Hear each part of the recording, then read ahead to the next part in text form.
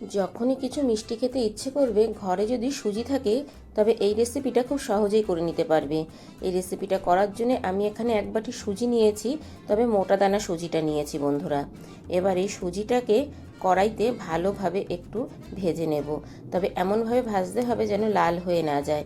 দেখতে থাকো আমার আজকের এই রেসিপি, আশা করছি তোমাদের ভীষণ ভালো লাগবে। বাই দ্য ওয়ে, আমি সম্পার ইউটিউব চ্যানেলে তোমাদের সবাইকে ওয়েলকাম। তো দেখো বন্ধুরা, সুজিটা আমি ভেজে নিচ্ছি, তবে গ্যাসের ফ্লেমটা লো টু মিডিয়াম করে সুজিটা ভাজবে যেন সুজিটা লাল হয়ে না যায়। এই মিষ্টি রেসিপিটা যদি একবার বাড়িতে বানাও বারবারই বানাতে ইচ্ছে করবে, এতটাই টেস্টি হয় খেতে। সুজিটা আমার ভাজা হয়ে গেছে। এবার যেই বাটির মাপ করে আমি সুজি নিয়েছি সেই বাটির মাপ করেই 2 বাটি দুধ নিয়ে নিচ্ছি। এবার ভালো করে আমি জাল করে একটা ডো করে নেব। এত নরম তুলতুলে আর এত টেস্টি হয় খেতে বন্ধুরা, অবশ্যই বাড়িতে একবার এই রকম মিষ্টিটা ট্রাই করে দেখবে। ঘরে থাকা মাত্র 2টি উপকরণ দিয়ে খুব সহজেই তোমরা বানিয়ে নিতে পারবে। এবার আমি দিয়ে দিলাম সামান্য একটু লবণ। লবণটা দিয়ে ভালো করে আবারও একটু মিশিয়ে নিলাম। এবার আমি দেব 1 চামচ ঘি। আমি ভর্তি করে 1 চামচ ঘি দিলাম। এবার ঘিটা দিয়েও ভালো করে আমি সুজিটা একটু জাল করে নেব। এইভাবেই জাল করে একটা ডো করে নেব, তবে গ্যাসের ফ্লেমটা লো করে জাল করবে, তাহলে সুজিটা খুব ভালোভাবে কিন্তু সিদ্ধ হয়ে যাবে। এই দেখো বন্ধুরা, সুজিটা কিন্তু আমার হয়ে এসেছে।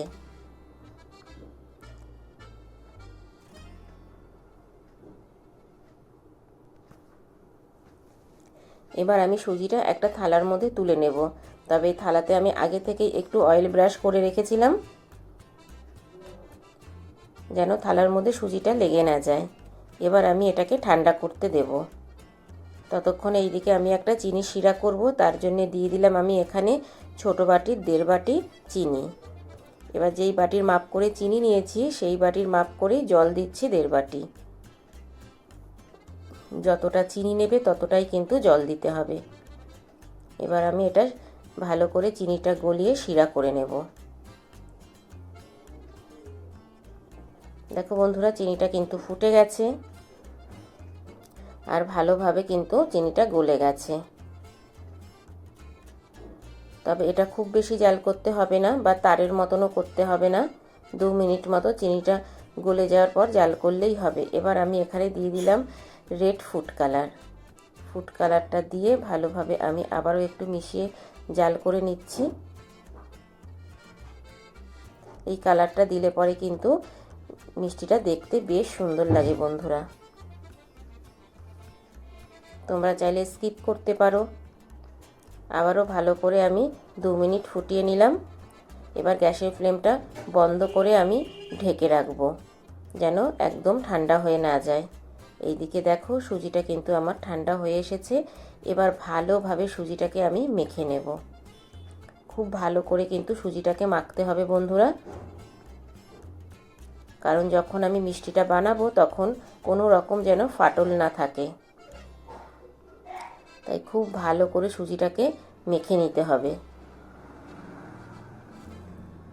একটু সময় নিয়ে সুজিটাকে মেখে নেবে। এই দেখো, এবার তোমাদেরকে একটু দেখাচ্ছি। দেখো আমার পারফেক্টভাবে মাখা হয়েছে কিনা এইভাবে বুঝে নিতে হবে। এইভাবে গোল করার পর দেখো এটার গায়ে অনেকটা ক্রাশ আছে, তাই আবারও একটু মেখে নেব। যদি মিষ্টির গায়ে ক্রাশ থাকে তাহলে কিন্তু মিষ্টিগুলো ভালো হবে না।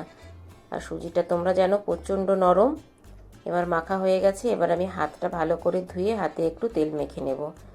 তেল মেখে নেওয়ার পর এখান থেকে ছোট্ট ছোট্ট লেচি কেটে নেব। লেচি কেটে হাতে একটু গোল করে তারপর এইভাবে গোল করব। এইরকম গোল করার পরে এবার আমি একটা পেনের পেছন দিয়ে একটু ফুটো করে নেব।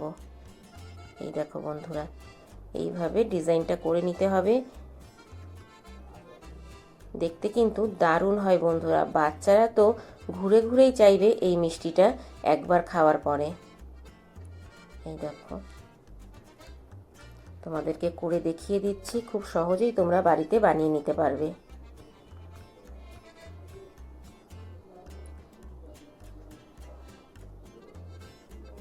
এই দেখো কত সুন্দরভাবে আমার একটা রেডি হয়ে গেল। এবার আমি প্লেটে তুলে নেব। আরও একটা করে তোমাদেরকে দেখিয়ে দিচ্ছি। এইভাবেই কিন্তু আমি সবগুলো রেডি করে নেব। খুব সহজেই তোমরা বাড়িতে বানিয়ে নিতে পারবে। ঘরে যদি সুজি থাকে, ইনস্ট্যান্ট এটা বাড়িতে বানানো যায়। দোকান থেকে কিনে আনার কোনো প্রয়োজন হবে না বন্ধুরা।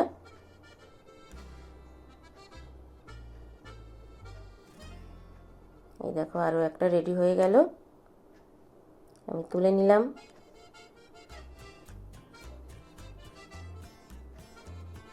আরও একটা করে নিচ্ছি। এই দেখো, এইভাবে সবগুলো দেখো বন্ধুরা আমি কিন্তু রেডি করে নিয়েছি। এক বাটি সুজিতে কতগুলো মিষ্টি হয়েছে দেখতেই পাচ্ছ বন্ধুরা, আর দেখতে কিন্তু অপূর্ব সুন্দর লাগছে। এবার আমি সাইড করে রেখে দিলাম। এদিকে কড়াইতে তেল গরম করতে বসিয়ে দিয়েছি, মানে ফ্রাই প্যানে। এটা ফ্রাই প্যানে ভাজলে পরে অনেকগুলো একসাথে ভাজা যাবে। তেলটা খুব ভালোভাবে গরম হয়ে যাওয়ার পর গ্যাসের ফ্লেমটা একদম লো করে দিয়েছি। এবার আমি মিষ্টিগুলো দিয়ে দিচ্ছি। তবে বেশি মিষ্টি দেব না এখানে, যেন গায়ে লেগে না যায়। একটু ফাঁকা করে দিতে হবে, তাহলে ভাজাটা বেশ সুন্দর হবে বন্ধুরা। এই দেখো, এর থেকে বেশি আর আমি দেব না। এবার একটু লাল হতে দেব। নিচটা যখন একটু লাল হয়ে যাবে তখন আমি উল্টে দেব। এই দেখো বন্ধুরা কত সুন্দর কালার এসে গেছে। এবার আমি সবগুলো মিষ্টি কিন্তু উল্টে দিচ্ছি। এইভাবে উল্টে পাল্টে লাল করে আমি ভেজে নেব।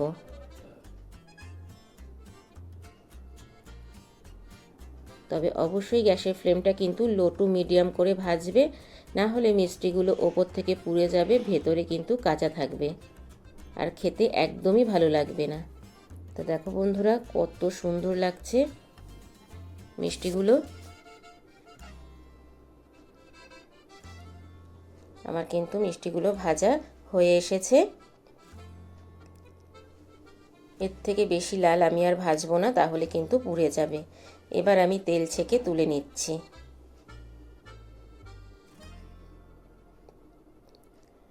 এবার তেল ছেঁকে তুলে আমি শিরাতে দিয়ে দিচ্ছি। যে শিরাটা করে রেখেছিলাম সেই শিরার মধ্যে দিয়ে দিলাম। এবার শিরাতে দেওয়ার পরে 1 মিনিট মতো রাখবো। বেশিক্ষণ কিন্তু রাখলে পরে মিষ্টিটা ভেঙে যাবে বন্ধুরা। 1 মিনিট মতো উল্টে পাল্টে তারপরে আমি শিরা থেকে তুলে নেব। এই দেখো বন্ধুরা, খুব ভালোভাবেই 1 মিনিটের মধ্যেই শিরাটা টেনে নেবে। এবার তুলে নিচ্ছি আমি। এটা প্লেটের মধ্যে তুলে নিচ্ছি মিষ্টিগুলো। তা দেখো বন্ধুরা কতটা লোভনীয় লাগছে এই মিষ্টির রেসিপি। বাড়িতে যদি সুজি থাকে, ইনস্ট্যান্ট তোমরা এই রকম সুন্দর একটা মিষ্টি বাড়িতে বানিয়ে নিতে পারবে।